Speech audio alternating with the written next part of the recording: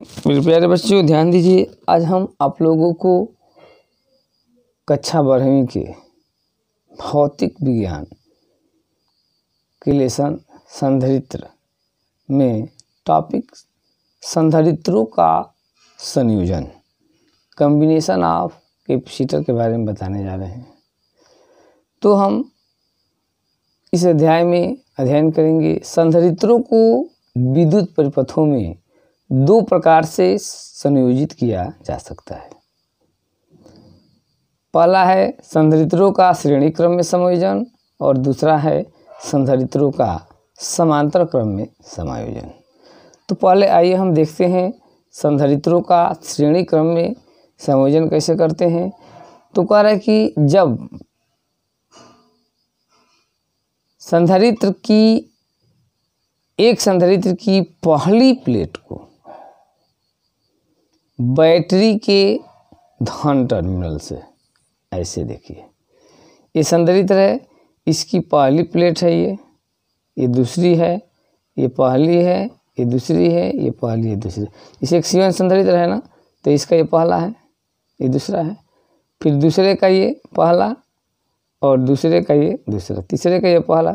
तो ऐसे तो पहली संधारित्र की पहली प्लेट बैटरी के धन टर्मिनल से, ठीक।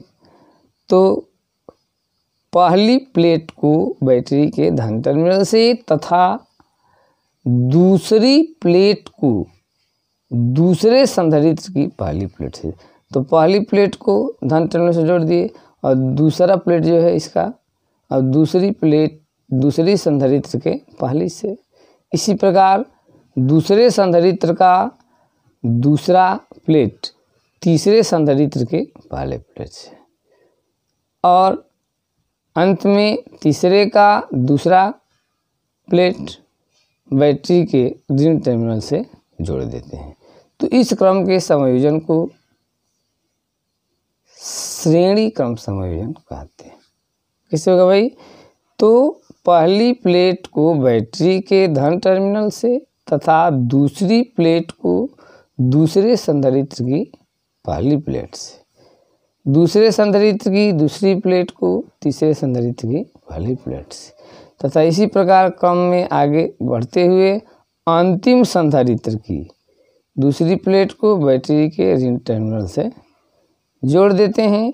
तो यह समायोजन श्रेणी क्रम समायोजन कहलाता है। ये जो कि डायग्राम में आपको दिखाया जा रहा है, ठीक है ना।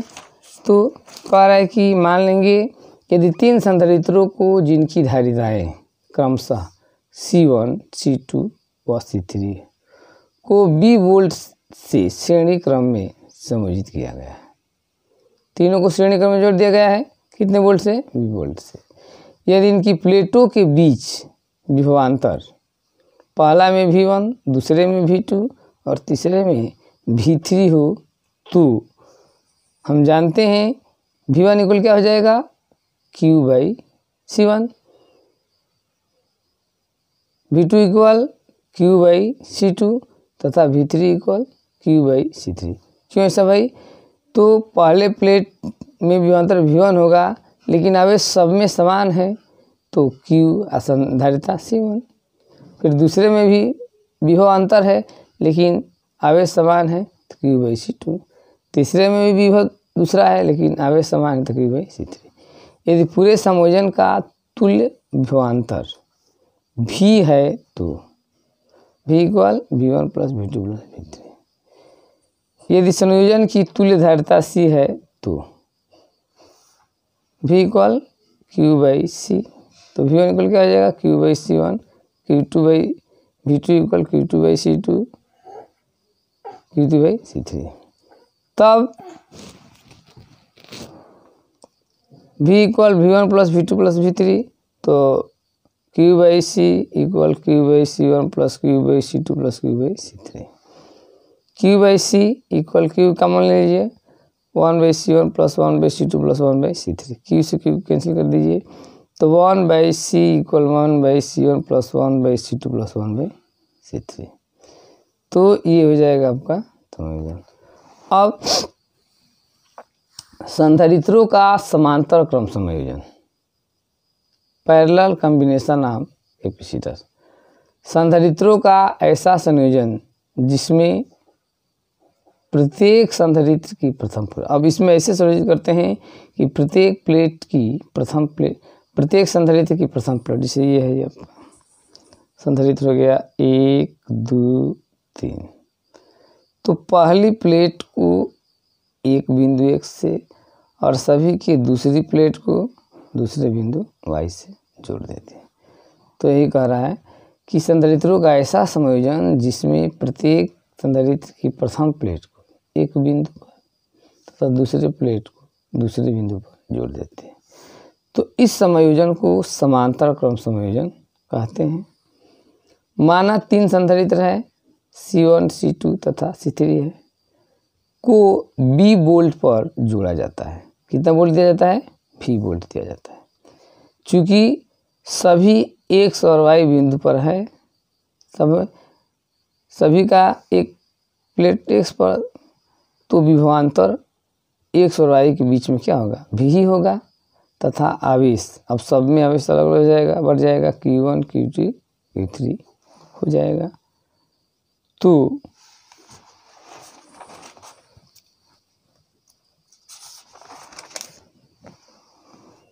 Q equal C into V, या Q1 equal C1 into V, Q2 equal C2 into V, Q3 equal C3 into V। इसी क्रम में यदि कुल आवेश Q हो तो Q equal Q1 plus Q2 plus Q3। तो Q की C भी equal C1 into V, C2 into V, C3 into V। Common लेंगे भी तो ये भी कैंसिल हो जाएगा, तो बचेगा C equal C1 plus C2 plus C3। तो ये हो गया आपका समांतर क्रम संयोजन में तुल्य प्रतिरोध C equal C1 plus C2 plus C3। अब कह रहा है कि 3 संधारित्रों की धारिताएं क्रमशः 5 माइक्रोन, 0.5 माइक्रोन, 0.3 माइक्रोन, 0.2 माइक्रोन है। तो न्यूनतम धारिता तथा अधिकतम धारिता ज्ञात कीजिए। तो न्यूनतम धारिता के लिए हम संधारित्र को श्रेणी क्रम में जोड़ते हैं। तो 1/C plus 1/C1 plus 1/C2 plus 1/C3, 1/C equal 1/3 plus 1/5.3.2 जोड़ देंगे तो आ जाएगा 1/C इक्वल 31/3, या C इक्वल क्रॉस मल्टीप्लिकेशन हो जाएगा 3/31, मतलब कि 0.097 फैराड। अब अधिकतम प्रतिरोध के लिए क्या करेंगे भाई? तो हम जोड़ेंगे समांतर क्रम में। तो Cp इक्वल, अब जोड़ दीजिए 0.5, 0.3, 0.2, तो Cp equal 1 micro farad. That's all. और अगले वीडियो के लिए मिलते हैं, अगले टॉपिक के लिए अगले वीडियो में। तब तक के लिए इसको अध्ययन कीजिए। थैंक्स।